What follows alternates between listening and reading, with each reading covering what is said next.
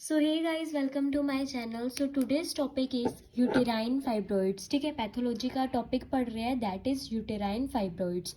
ठीक है, इसको और क्या बोलते हैं? लियोमायोमा। ठीक है, ये क्या है? They are benign neoplasm. ठीक है, ये क्या है? Benign neoplasm arising from smooth muscle cells of the uterus. ठीक है, जो यूट्रस है उसके स्मूथ मसल सेल से ये क्या है?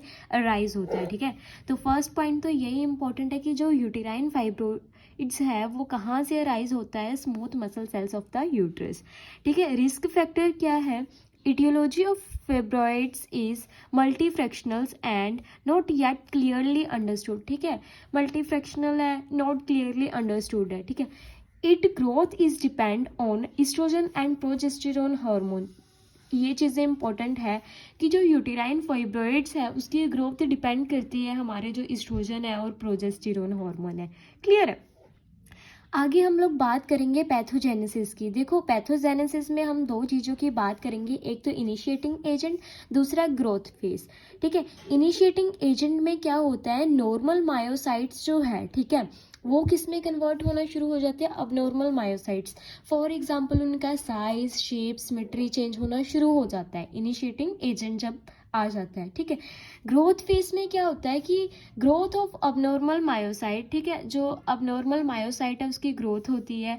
क्लिनिकली एपरेंट ट्यूमर्स में वो कन्वर्ट होना शुरू हो जाते हैं। देखो, मायोसाइट मान लो ये मायोसाइट्स है, ठीक है, इनके अबनॉर्मल ग्रोथ होना शुरू होगी, बट कुछ टाइम के बाद ये क्या है? ट्यूमर का फॉर्म में आ जाते हैं। ठीक है, अब हम लोग बात करेंगे पैथोलॉजी की। ठीक है, pathology is divided into two parts, gross and microscopic. Gross में क्या देखा हमने कि टाइप्स देखी, यूटेराइन फाइब्रॉइड्स की टाइप की बात करेंगे पहले। ठीक है, अगर uterine fibroids with in the myometrium है, ठीक है, तो उसको बोलेंगे इंट्राम्यूरल।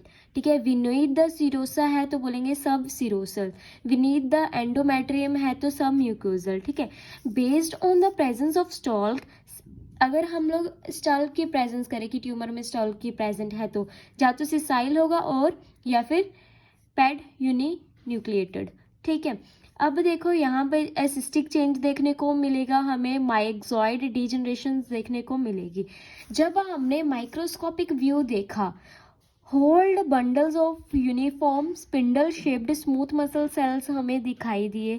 ठीक है, देखो होल्ड पैटर्न ऐसा होता है सर्कुलर, जैसे तुम्हें दिखा रहा है ना इस डायग्राम में, ये क्या है? हमारे पास होल्ड पैटर्न है। ठीक है, spindle shaped smooth muscle sales, जो स्मूथ मसल सेल्स है ये कैसे स्पिंडल शेप्ड दिखाई दे रही है। ठीक है, न्यूक्लियाई आर इलोंगेटेड, मतलब कि जो न्यूक्लियाई है वो इलोंगेटेड है। ठीक है, elongated nuclei, you know very well, ऐसे। ठीक है, stroma shows variable amount of collagen deposition. ठीक है, यहाँ पे ध्यान से देखो, ये एक पैटर्न है जिसमें क्या हो रहा है कि जो स्मूथ मसल सेल्स है वो ऐसे दिखाई दे रही है, होल्ड पैटर्न है ये, इंटरलेसिंग फेसिकल्स भी हमें दिखाई देंगे। ठीक है, जब हम लोगों ने माइक्रोस्कोपिक एग्जामिनेशन किया किसी यूट्राइन फाइब्रॉइड्स का तो वो हमें ऐसा दिखाई देगा। क्लियर है? आगे हम लोग बात करेंगे मैनेजमेंट की। मैनेजमेंट में क्या आ रहा है? Asymptomatic leiomyoma does not require therapy. ठीक है, अगर देखो लियोमायोमा हुआ है, मतलब कि यूटेराइन फाइब्रॉइड्स हुआ है, ठीक है, बट उसके कोई सिम्टम्स दिखाई नहीं दे रहे तो उसके लिए हमें कोई स्पेशल थेरेपी की रिक्वायरमेंट नहीं है। But symptomatic leiomyoma is treated by surgery. ठीक है, जो सिम्टोमेटिक लियोमायोमा यूटेराइन फाइब्रॉइड्स है वो सर्जरी से ट्रीट होगा। हाइस्टेरेक्टोमी का मतलब है रिमूवल ऑफ यूट्रस। ठीक है, और मायोमेक्टोमी का मतलब है रिमूवल ऑफ फिब्रॉइड्स, कि हम लोग फिब्रॉइड्स का क्या कर देंगे? रिमूवल कर देंगे। ठीक है, आगे हम लोग पढ़ेंगे एंडोमेट्रियम एडिनोकार्सिनोमा। ठीक है, एंडोमेट्रियम एडिनोकार्सिनोमा।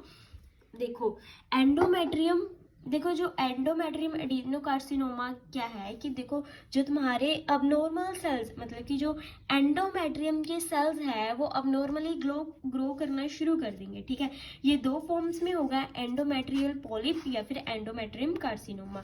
ठीक है, जो एंडोमेट्रियम पॉलिप है उसमें क्या होगा? Sessile elevated tumour. ठीक है, that is composed of both endometrial glands and stoma. This thing is important कि जो एंडोमेट्रियल पॉलिप है वो किस चीजों से मिलके बन रहा है? एंडोमेट्रियल ग्लैंड्स भी आ रहे हैं उसमें और स्टोमा भी आ रहा है। क्लियर है?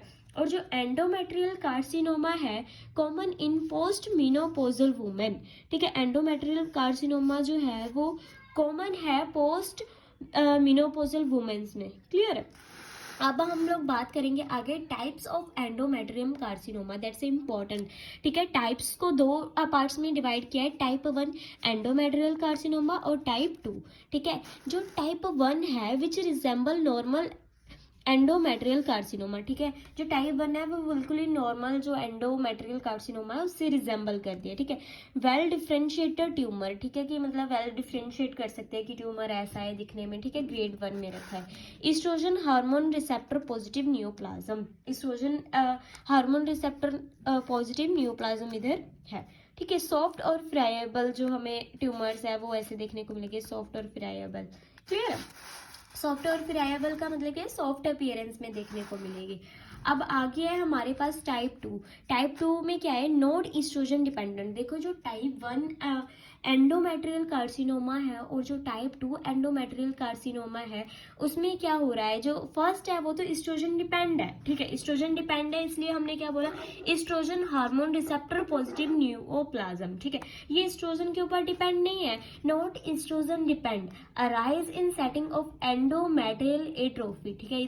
दिस थिंग इज इम्पोर्टेंट, इस पे फोकस करना है कि ये क्या है, एंडोमेट्रियल एट्रोफी, ठीक है। Arise in the setting of endometrial atrophy, so usually affect women, ये वुमेन को इफेक्ट करता है जो ज्यादातर 65 से 75 ईयर्स की एज की होती है, ठीक है। समझ आ गया। तो ये थे आज की वीडियो में हमने दो टॉपिक डिस्कस किए, that is leiomyoma and endometrial adenocarcinoma. I hope you understand, ठीक है।